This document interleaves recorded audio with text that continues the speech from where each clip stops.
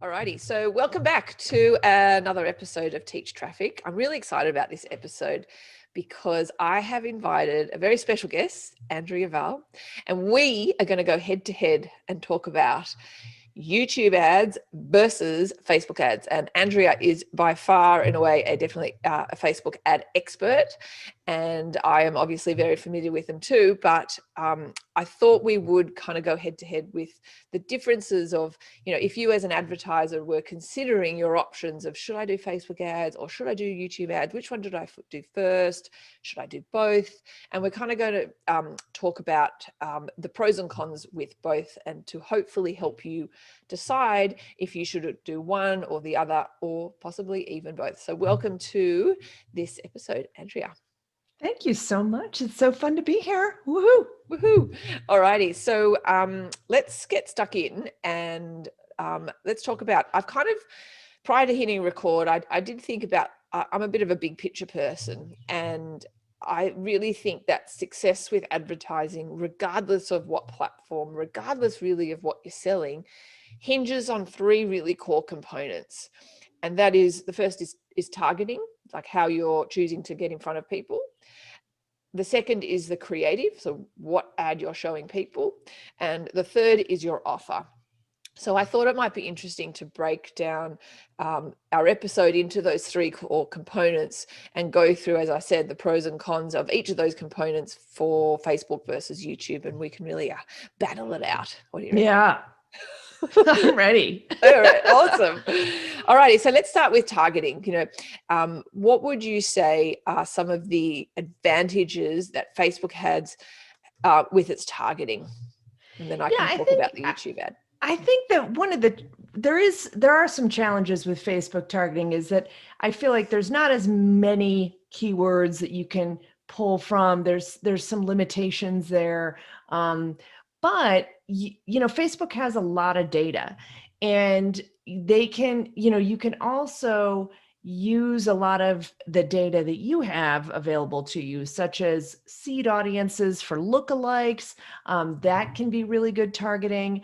They have lots of different options for kind of expanding your audience in different ways.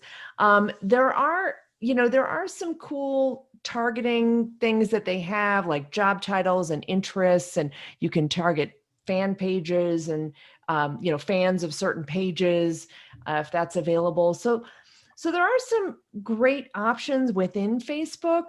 I think that one thing Facebook does really well is you have that combination of optimizing around your goal with the pixel data combined with targeting, and really kind of learning how to get the best results for you.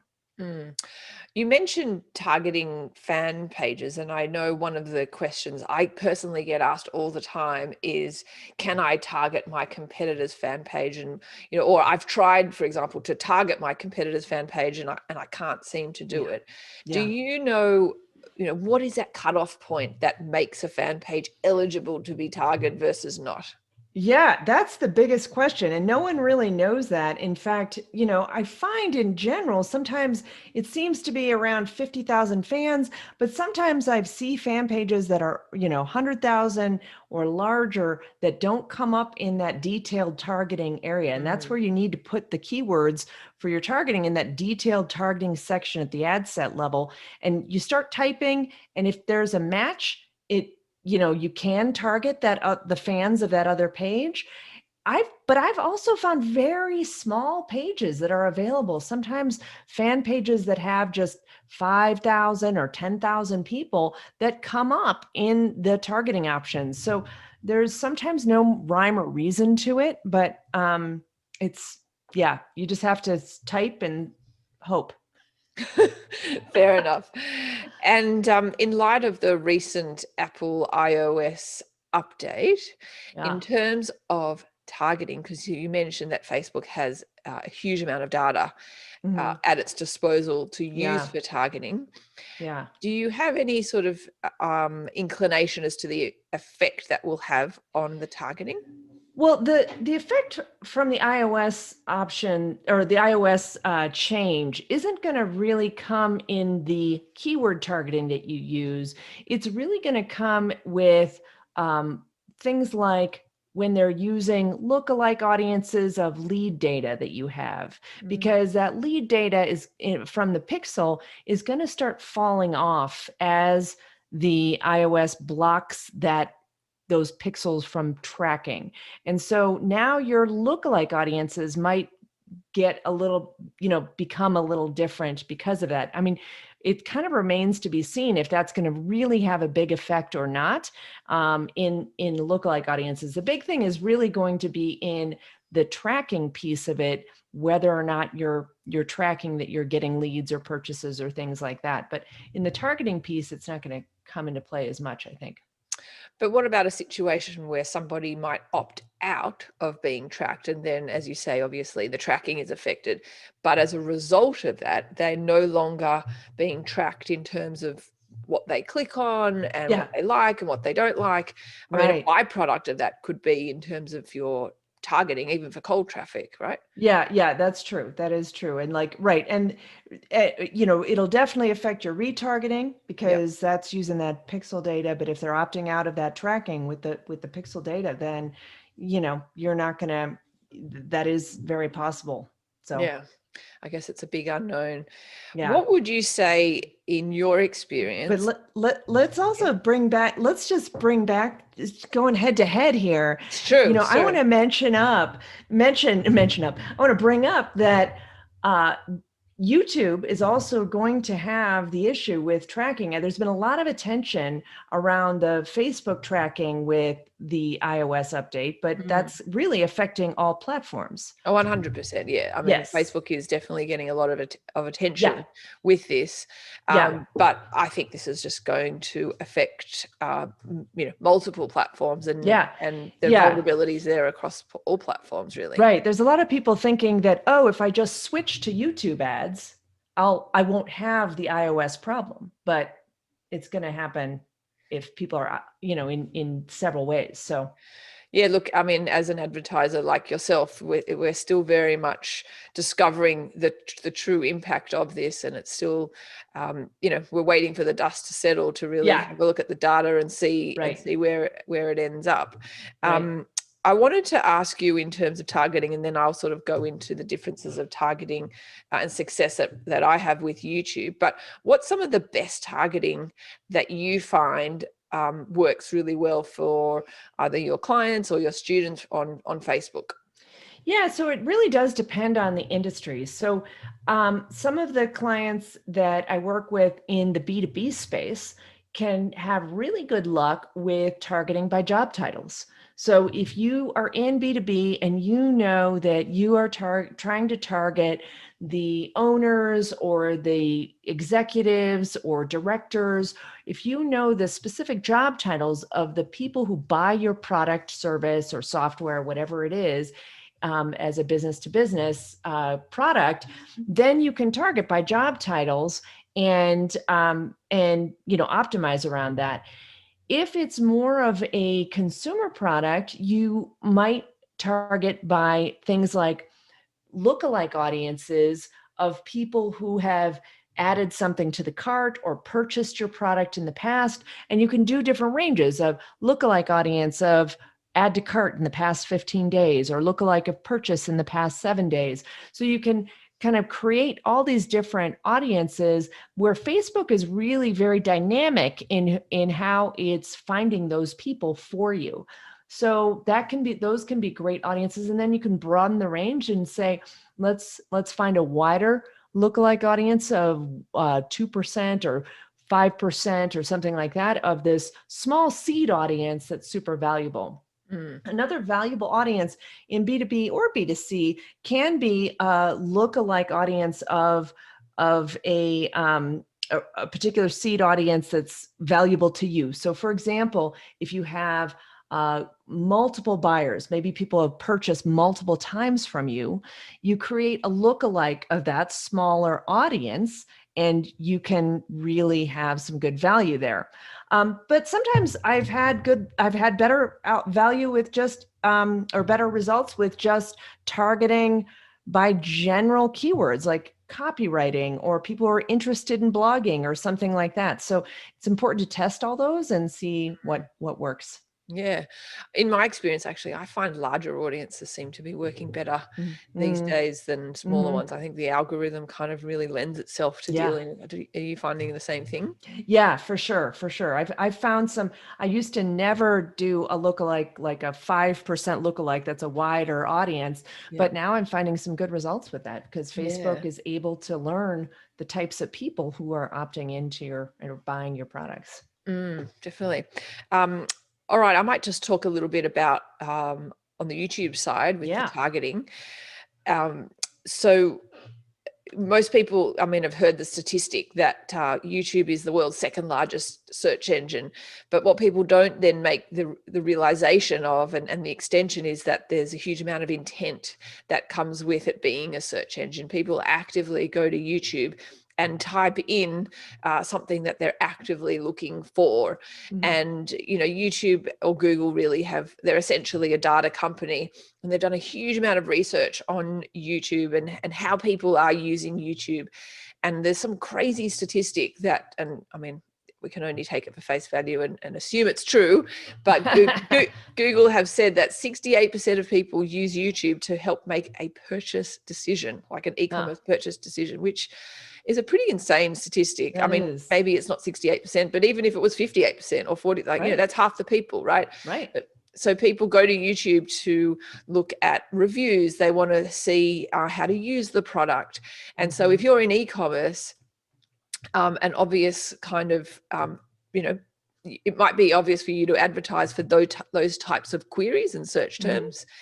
So actually, one of my favorite types of targeting on YouTube is the keyword targeting.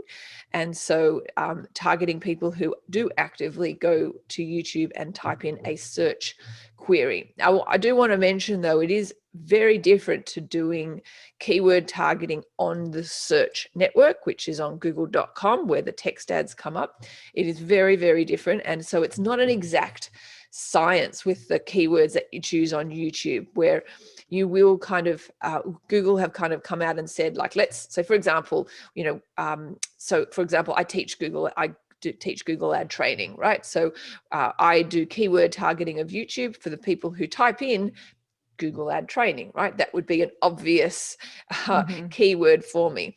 But the way it works is that if somebody types in Google ad training, let's say, if my ad might show up at some point in that session. So it not necessarily going to show up at that moment, but if let's say, they start watching, they don't see my ad and they click on an organic result for YouTube, so Google ad training, and then they get distracted and start watching cat videos. My ad for my Google ad training will still show up, because in that session, they have typed into YouTube Google ad training. Does that kind of make sense? Interesting. Yeah, Interesting. because apparently the average session duration for someone on YouTube is about 40 minutes. Oh my gosh. I know. So these are massively engaged people. And as we all can, I'm sure, attest to, you start watching one video and, 40 minutes later, you're watching cat videos. You think, how did I end up here, right? I know.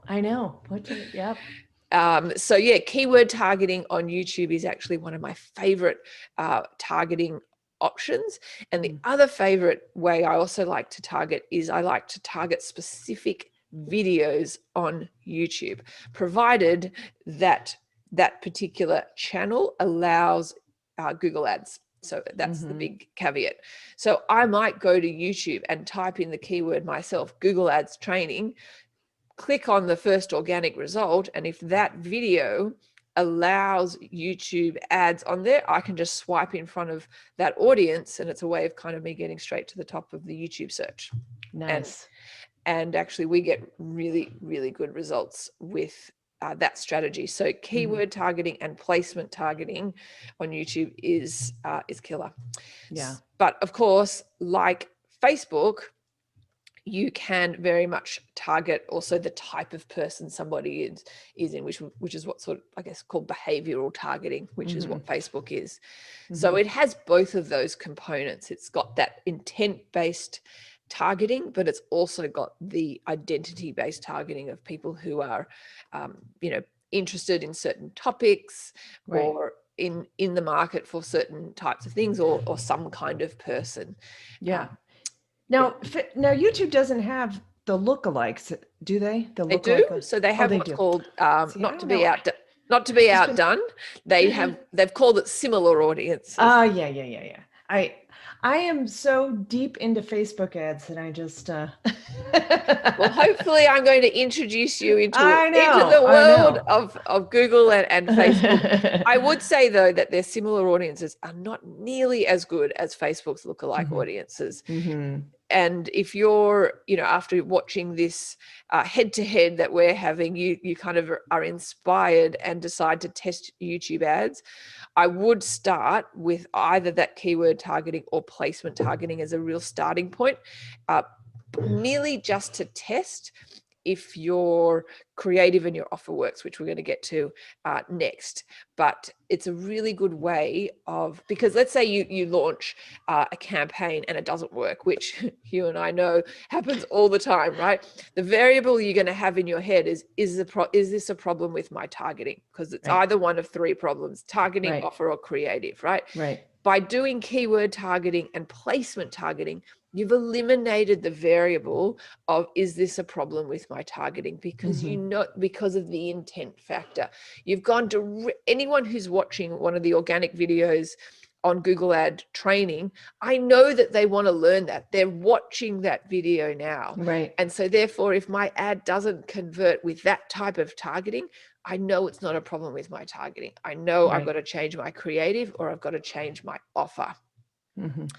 And that really, really helps in diagnosing the issues of why is your campaign not converting. And that is one of the problems with Facebook, is it's you don't have that intent-based search there. So you could be targeting someone who is interested in Google Ads training as a keyword, but they aren't searching for that right at the moment. They maybe they are really well versed perhaps in Google Ads training. So you could, that is a challenge.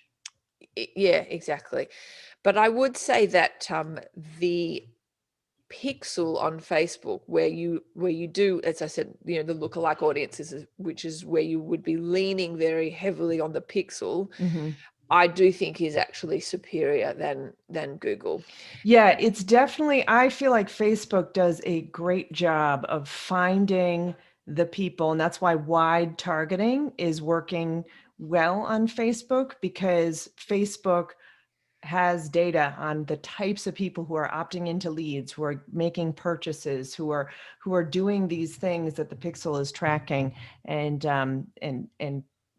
sorting through that and serving the ads to those people. Yeah.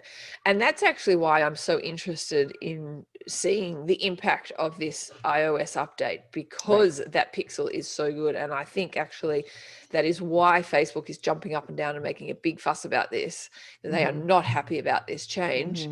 And because they're really worried, actually, that it's going to affect their targeting that advertisers will have. And as we mentioned, the tracking and the retargeting audiences, and they're worried that they're going to lose advertisers in droves, which I mean, remains to be seen, but may or may not happen. This just might be the new normal, to use that catchphrase that is so wildly. Love it. Cool. Alrighty. So hopefully that explains, but I think, for the listeners who are possibly starting out, I am a big fan of at least doing retargeting on both Facebook and YouTube. And I think that's a really, really good starting point, because it's obviously low-hanging fruit. Someone's come to your website, they've left, and it doesn't necessarily mean they're not interested. It means that, life possibly got in the way.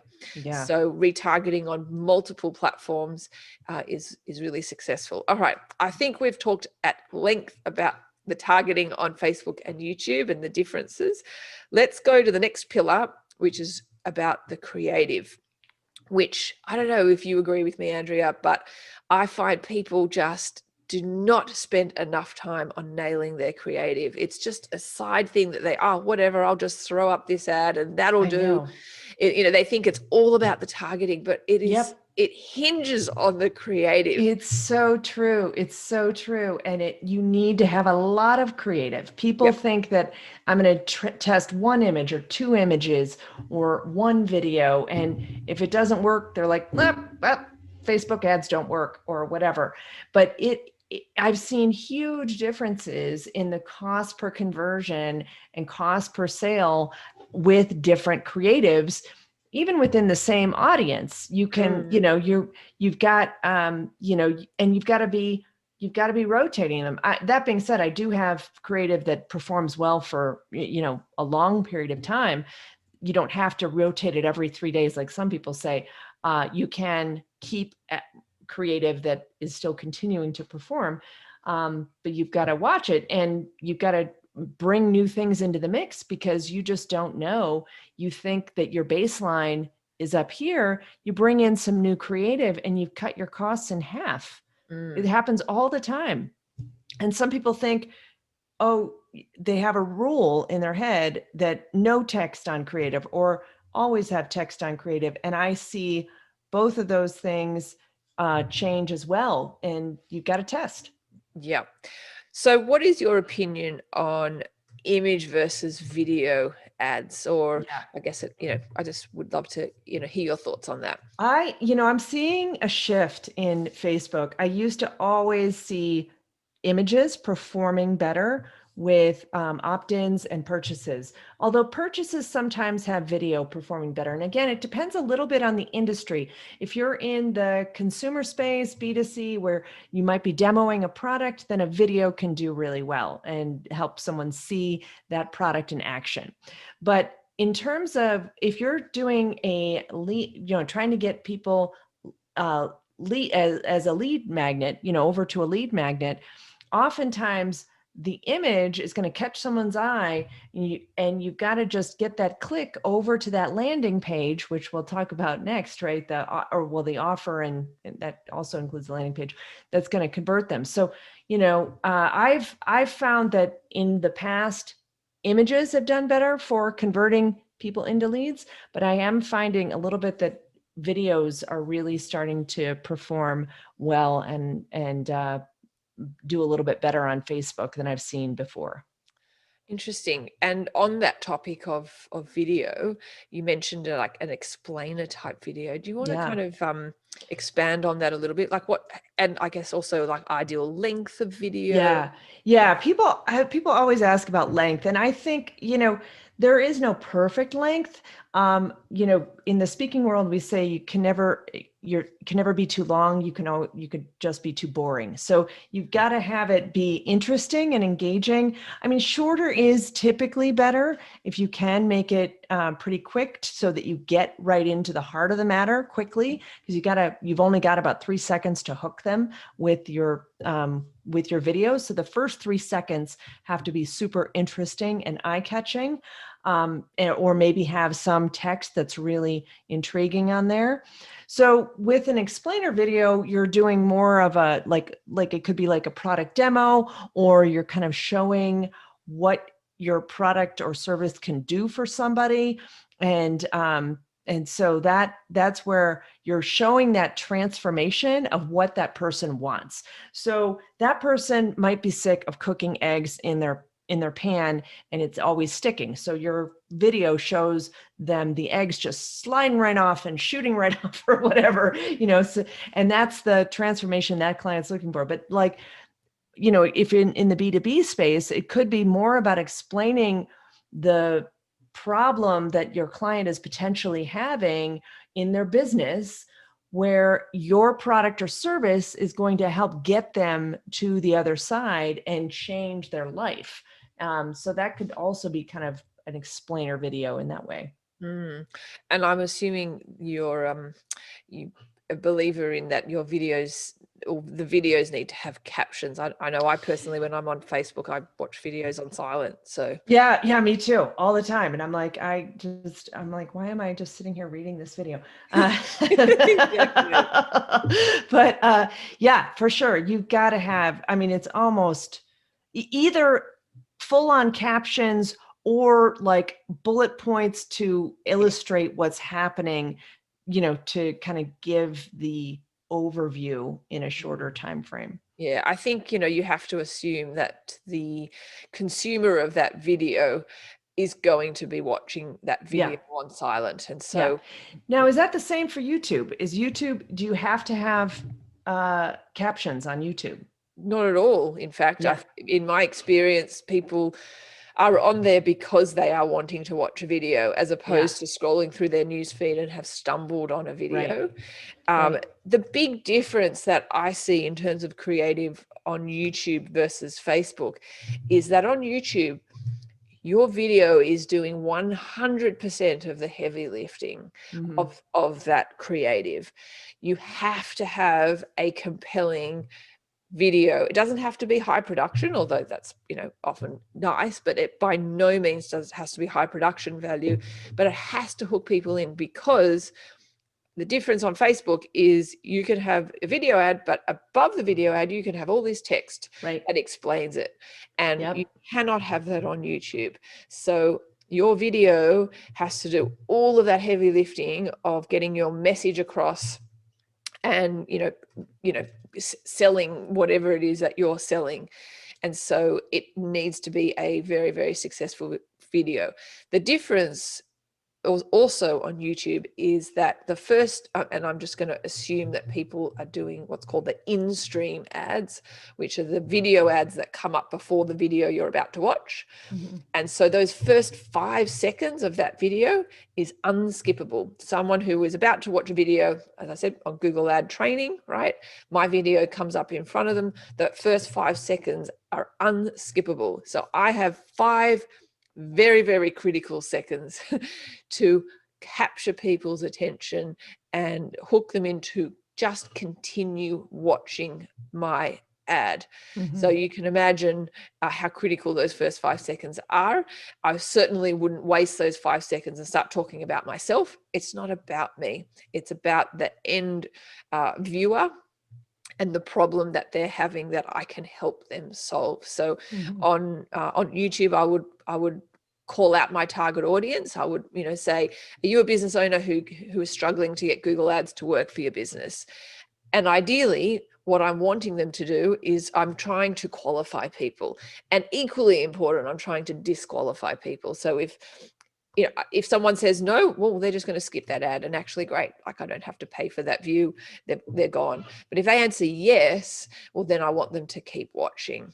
And so the other critical component with the in-stream ads is that if somebody clicks skip ad less than 30 seconds, so they've obviously watched that mandatory 5 seconds, but then I've piked their interest somewhat, and they skip before the 30-second mark, I theoretically don't pay anything to Google.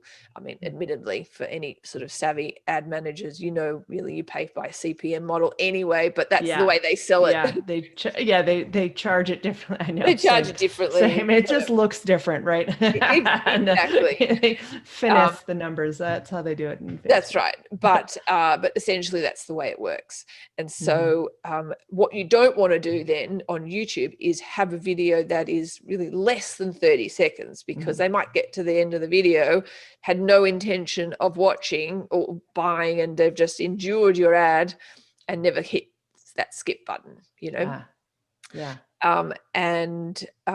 the big thing also, which I also like to incorporate in the creative on the YouTube side of things, is a countdown timer at the end. I don't know if you've ever experienced, like, if you're watching a video on YouTube and an ad comes up, you're like, oh, this has been interesting. And then you start watching it and you think, I'm actually kind of interested. And then suddenly the ad just ends and it's vanished and you can't get it back.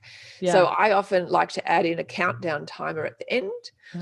from 5 seconds or 3 seconds, giving people a chance to click so they know that this video is coming to an end. So if they did want to click, now is your time to, pick your hand up, put your hand on the mouse, or, yeah. you know what I mean? Yeah. And we find that actually it has good results as well. Interesting. Yeah. Interesting. Going back to Facebook, what are your thoughts on dynamic creative, which is Facebook's way of, you load in, 5 different images, 3 different copy, and they mix and match. What are your thoughts on that? I have mixed feelings on that, because my feeling is that Facebook doesn't always optimize the right way. And oftentimes they're picking a winner too soon. So they will only give like 5 cents to one image. And you don't, who knows how good that image is after 5 cents, So you don't want to use dynamic creative in the testing phase.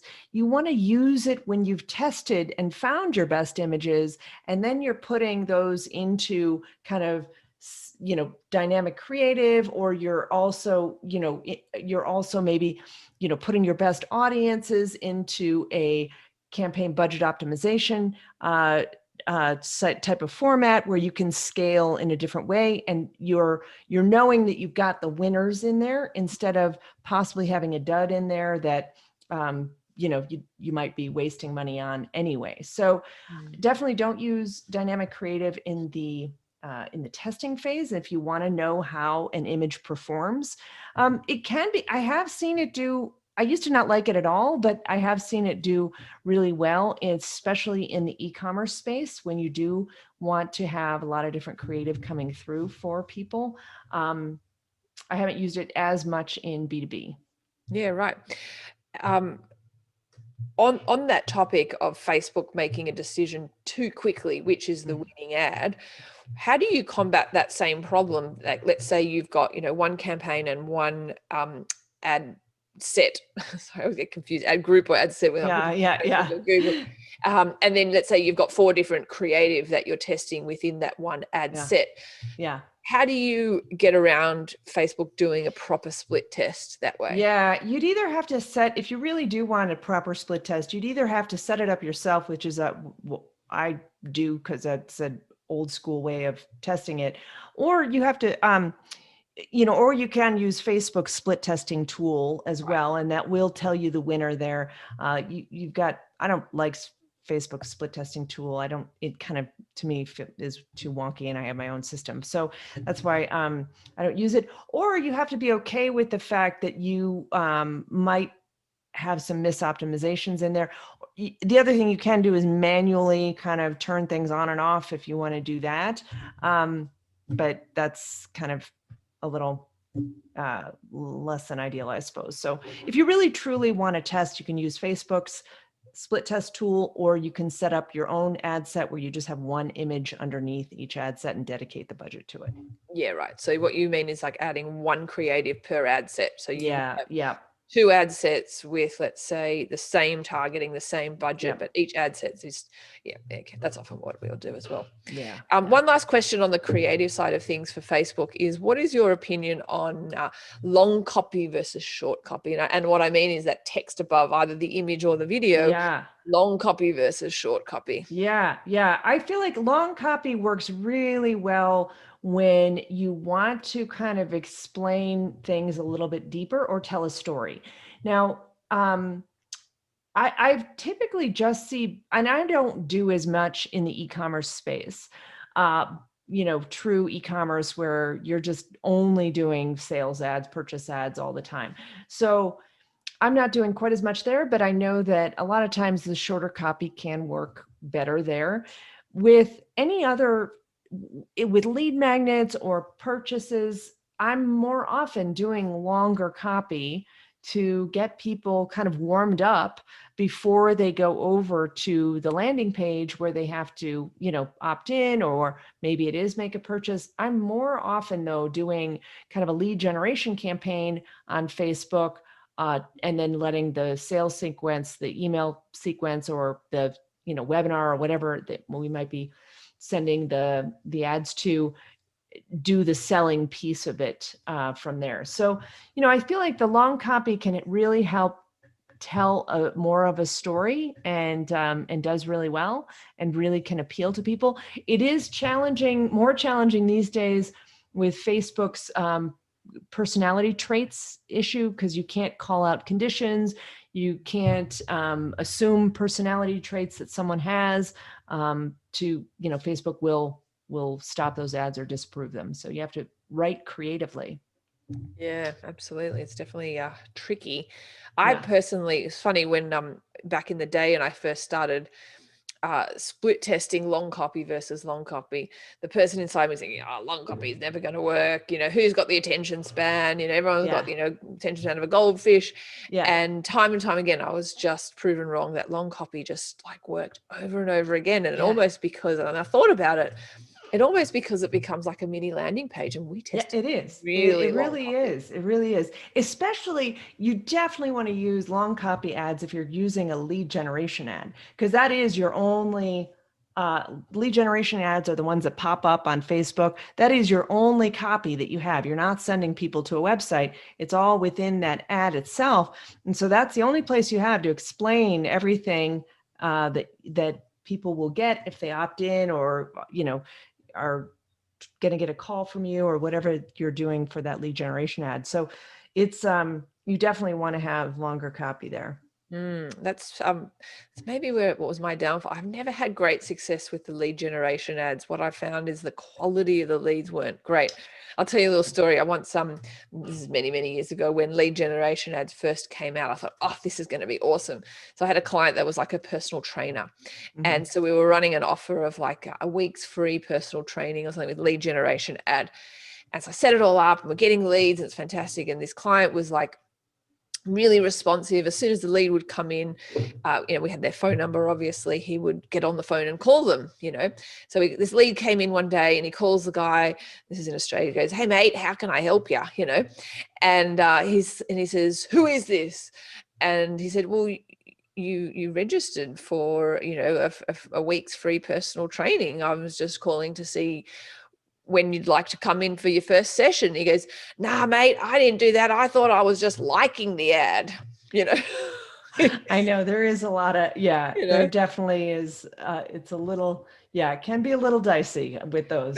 But perhaps your method of doing a long copy ad is a way of qualifying people a little bit more, so that they do know that actually they're signing up for something, and they're raising their hand and saying, yes, I want more information and you can contact me, as opposed to the shock that my client got when he got, just kind of abused on the other end of the phone, and is like, peace out, mate. Like, I just got it, I thought you registered.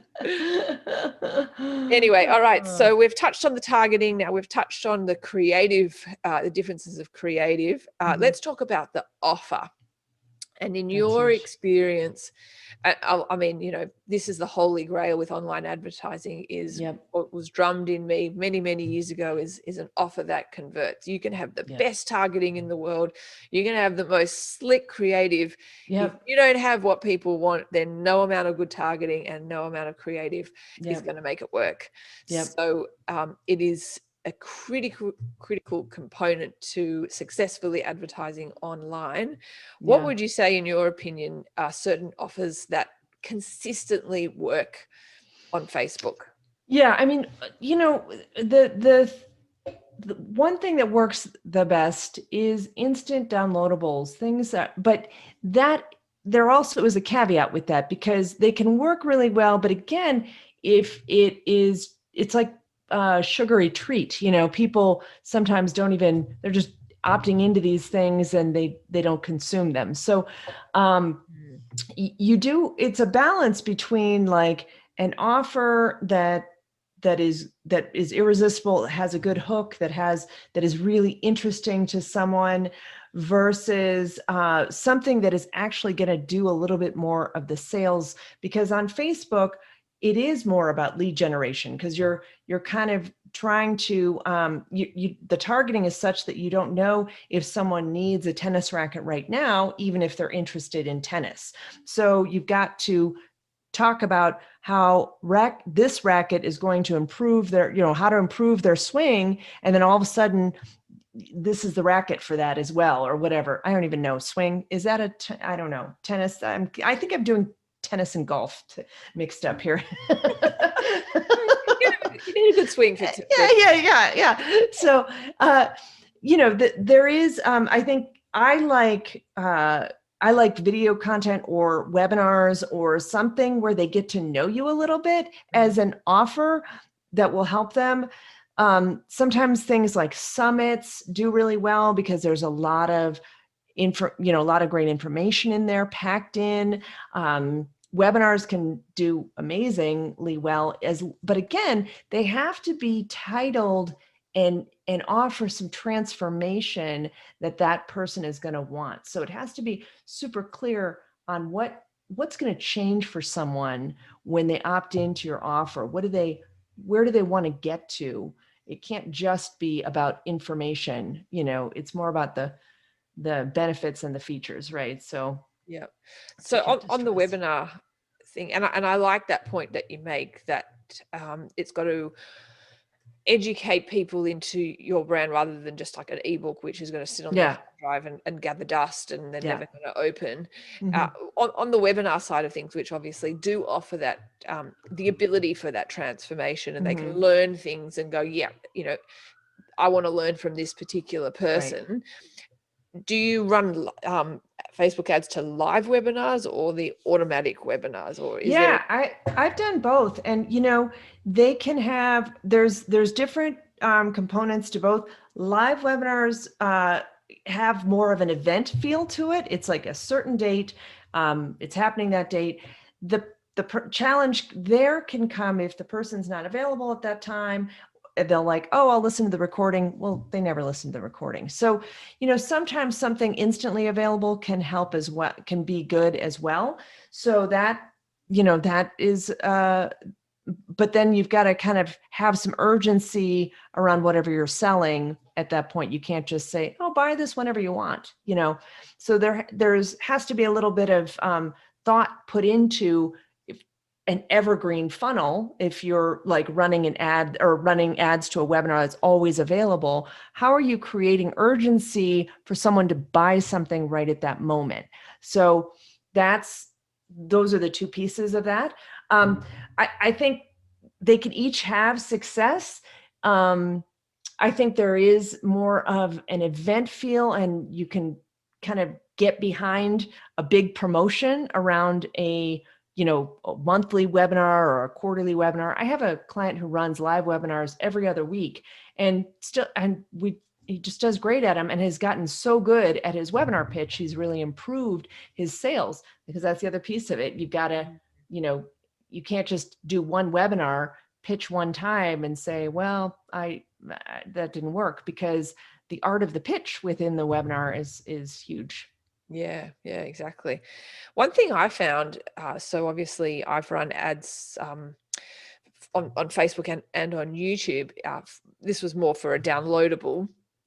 Was that I got great cost per lead on Facebook, and the numbers were really attractive, and subscribers coming in, but they weren't such engaged subscribers. They didn't open the emails, and they didn't end up converting later on the funnel, versus on YouTube with the intent-based nature, the cost per lead was higher. However, they were a much more engaged subscriber. Right. They opened the emails a lot more. Webinars came later in the funnel. They actually watched the webinar. Right. So that's awesome. It's not about, I believe, and I don't know if you agree, that not all clicks are created equal. Yeah, for sure. And sometimes what we're doing on Facebook is, instead of optimizing around that lead, we're actually, even though we're driving traffic to an evergreen webinar, we might be optimizing further down the funnel to a purchase, if that is in the, so that we're trying to get past that, cheap lead, right, into the intent-based person who's going to be more likely to purchase.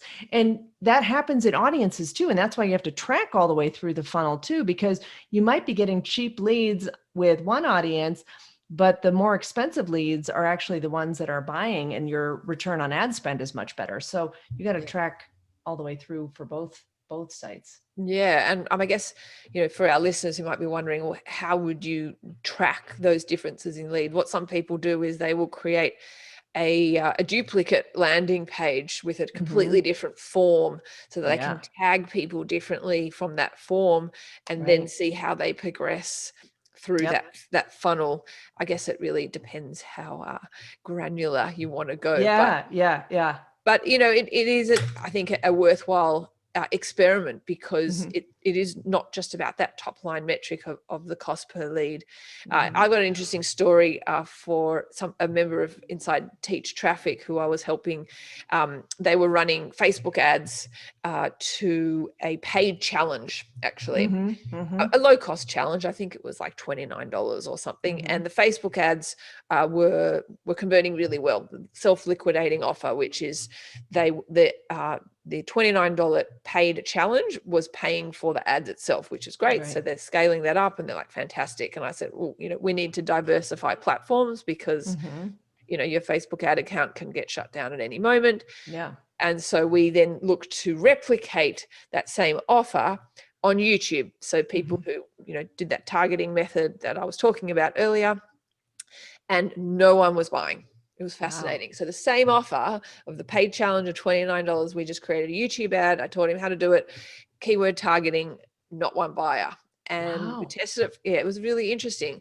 So I was like, okay, so I think we need to change the offer up a little bit. So we changed the offer to be I think it was a kind of a free ebook for the YouTube ad. So they started converting. And then on the thank you page of the free ebook, he had a video that said, thanks so much for downloading this ebook. Be sure to check your email in about 10 minutes. While I've got you here, you might be interested in this challenge that we've got. And he kind of explains the challenge, and then people started buying.